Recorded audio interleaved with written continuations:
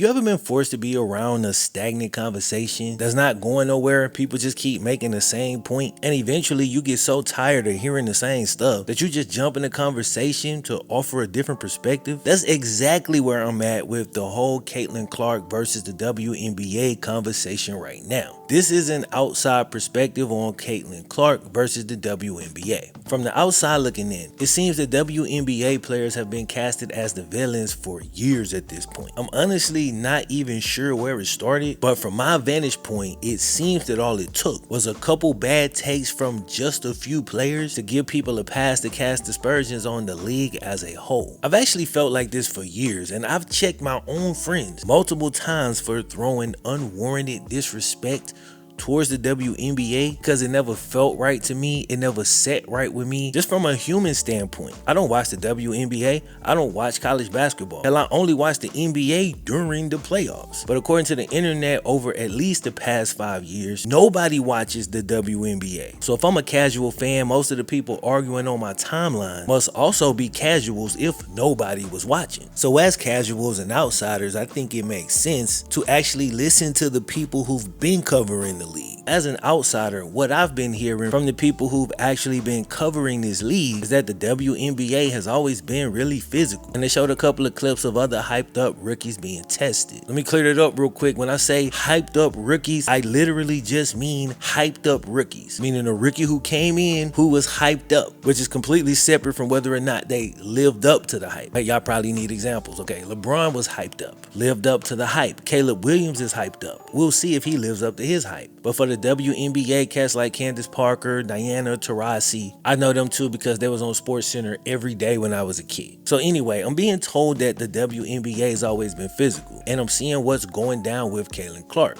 So I look around the league. Is it happening with anybody else? Oh damn, Angel Reese got hip checked the same way, got choke slammed. That checks out. It is a physical league. You remember that one group of parents who first saw us playing video games and said, this is so violent, this needs to be out of the stores? It kind of feels like all these people watching the WNBA for the very first time are like when your parents saw you playing Call of Duty for the very first time, thought it was so violent they needed to protest to change it. This feels eerily similar to that. Only difference is now we've become those parents. Like, you don't know the culture, you don't know the game, you don't know the sport, but here you are judging it. And not being slightly apprehensive, I mean screaming on the timeline.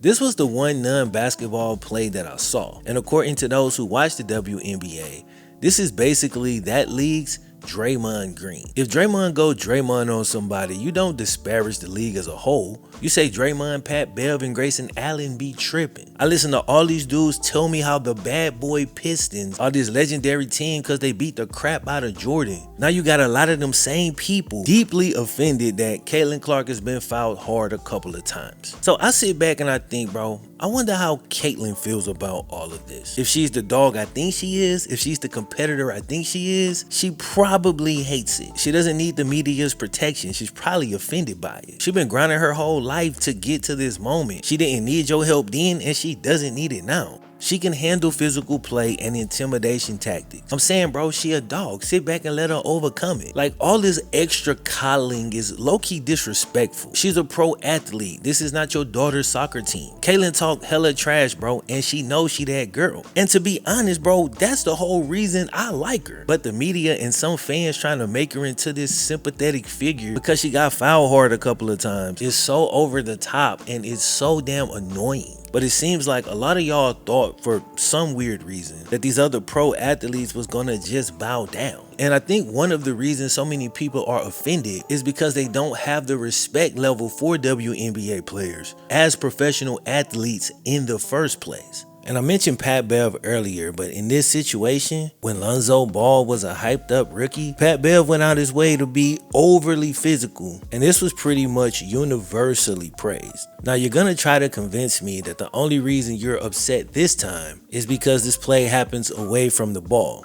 And even though this play happens away from the ball, it's different because now the ball is actually in play. You expect me to believe that only this exact set of circumstances would elicit the response that we've currently gotten. But the only circumstance I think that matters here is the fact that it's Caitlin. People love Caitlin. And look, bro, she's dope. And so they're kind of turning into these overprotective parents. And this is an analogy. I don't mean this literally, but you're making the other kids not want to play with her. All right, man. We headed to the NBA Finals, but you still got time to get in on the action with my partners at DraftKings Sportsbook. Right now, all new customers who deposit just $5 will get a no sweat bet that can go up to $1,500. So basically, you're gonna get a bonus bet back in the amount of your first bet if your first bet don't hit. Like a do-over, a mulligan, and all new customers gotta do is deposit $5. Now, DraftKings also has something for the returning customers. You also will be able to get a no sweat NBA bet for the finals. And if sports betting is not available in your state, don't worry. You can play DraftKings Daily Fantasy. So you can join the DraftKings fun and enter into contests for an opportunity to win cash prizes. Just download the DraftKings Sportsbook app now. That's all you gotta do. New customers, make sure you use my promo code FlemLo and deposit $5 to get your no sweat bet for up to $1,500. That's promo code FlemLo, only at DraftKings Sportsbook. Shout out to DraftKings once again for sponsoring the video. Without further ado, it's time to jump back in.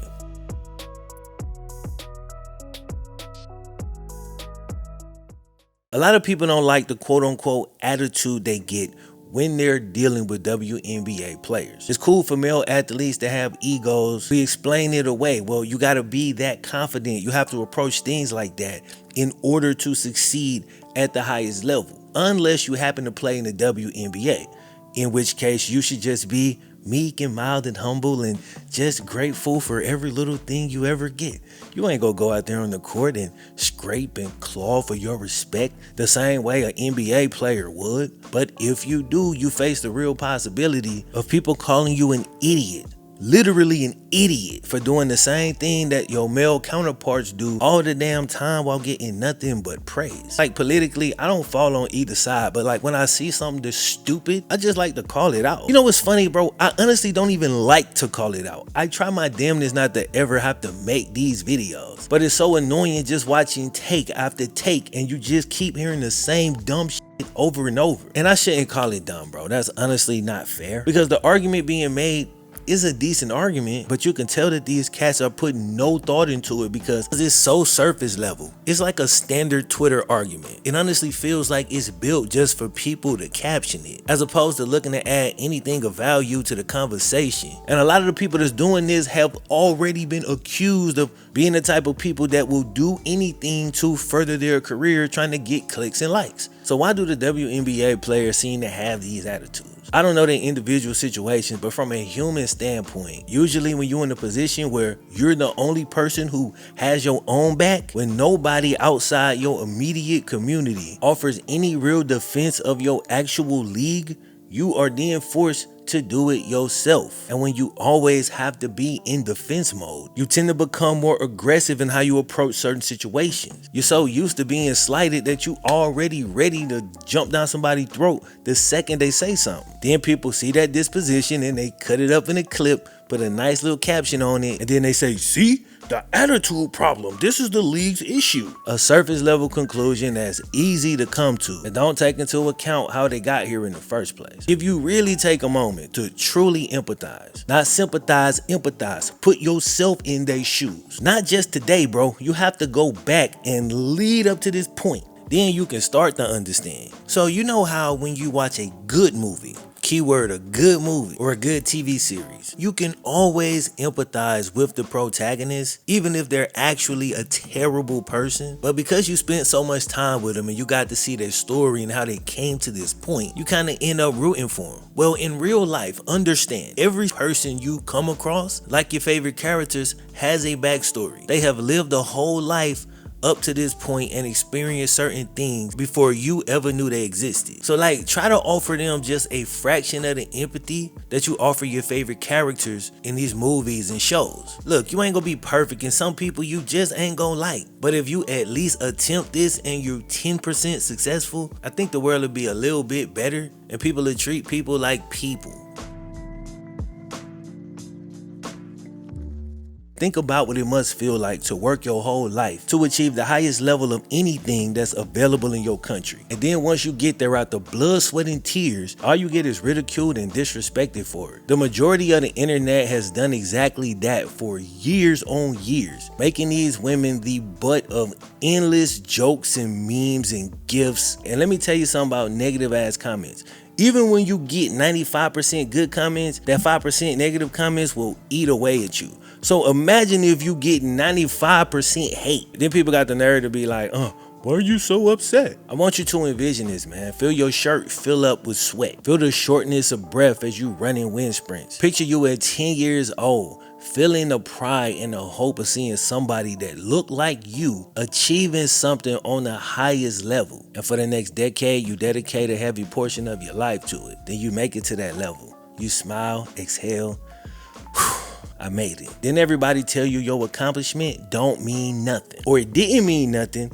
At least not until Caitlin Clark come running into the league. You're then told either directly or indirectly that the only way you can be respected is through her. She's the only reason anything you've ever done even matters. You should bow down and kiss her feet. You better be grateful to her. Like, imagine that was you. Like, how would you feel? People trying to tell you that your life was pointless until this girl came along. Now, if me asking the question, how would you feel, was a trigger, then you watching the right video, bro. This next part is for you. A phrase a lot of cats like to utter out their mouth when it's convenient. This is one phrase you probably heard of, right? Facts over feelings. Facts over feelings, bro. Here's the irony. That's the go-to phrase for the most emotional people on the planet. The most unreasonable, bro. The least logical. Those type of cats love this phrase. They love this phrase when it's convenient. But if you push them to explain themselves beyond that blanket statement, they get to raising their voice at you, probably throwing personal shots. Because those feelings that they claim not to have are extremely fragile and easy to hurt. You can only truly be logical when you know you're emotional. And unless you're a sociopath, to deny the fact that you're emotional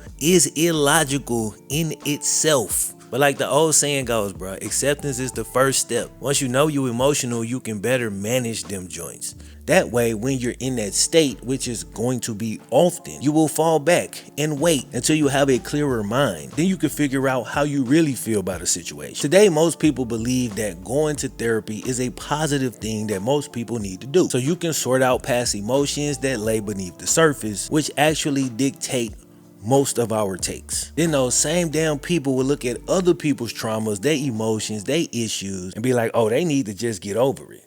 Okay, so the main argument that most people keep making is very telling when it comes to their value system. All the money that Caitlin Clark is bringing to the league. I've said this many times, but American stated values are completely BS. We worship money and celebrity. Obviously, I don't mean each individual person. I mean America as a whole. Bro, just pay attention. That's how we move. So the argument is that Caitlin has brought so much money to the league, so much notoriety, eyeballs, and all this attention to the league. How can the other women be upset when there's so much money coming in? What on the planet can possibly be more important than money? More important than attention? More important than eyeballs? A couple of key figures in this whole mess really worship those things. Now, we all need money and we'd all like to have more of it, but some people are willing to do anything for it. For others, it's important, it's high on the priority list, but it's not number one. It's actually not quite at the top. For some of us, respect actually matters. And that's the one thing that people have refused to give this league. A lot of media members who will seemingly do anything for their next check cannot for the life of them understand this concept. Some people actually care about respect more than money, or on the same level as money.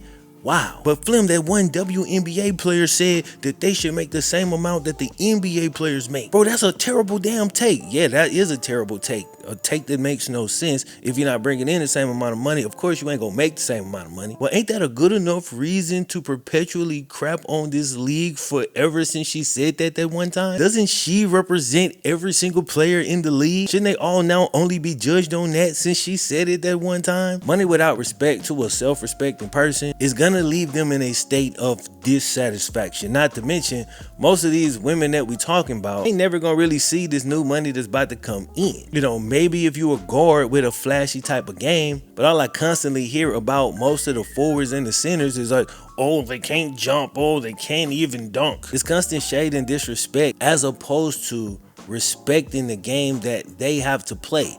If you ever played basketball and you were short and got tall, you understand that playing under the rim is a whole different skill level than playing above the rim, which has more to do with talent, physical ability, not actual skill. If you a hooper yourself and you done lost some of your bounce, think back on that adjustment period where you had to relearn how to finish. Remember all them layups you smoked because you ain't had an angle right? You ain't had the English right because you used to just dropping it in the rim? My point is, bro, there's something to respect. There's appreciation to be had in any sport that's played on a professional level. Maybe these women just want to be respected. Do you want to be respected? At your damn job? When you was in school, did you like the teacher's pet? Or did you roll your eyes every time they passed out the test papers? Which brings me back to the Caitlyn side of it, because I don't think she want to be the teacher's pet. This is a role that was cast onto her by y'all, by treating her like this little fragile flower you gotta protect. Bro, let that girl hoop. She a grown ass woman. She a dog. She good. She gonna be all right. Either that, or at the very least, the same outrage you show every time she get fouled hard, why don't you show that to the other players? Anyway, man, lastly, I'm gonna leave y'all with this. If you think the NBA is soft, but seeing Caitlyn get pushed down got you shriveling all up, you need to look in the mirror. Check your biases and don't feel guilty, bro. We all got them. The only way you should feel guilty is if you pretending they don't exist, because then there's nothing you can do to try to balance the mugs out.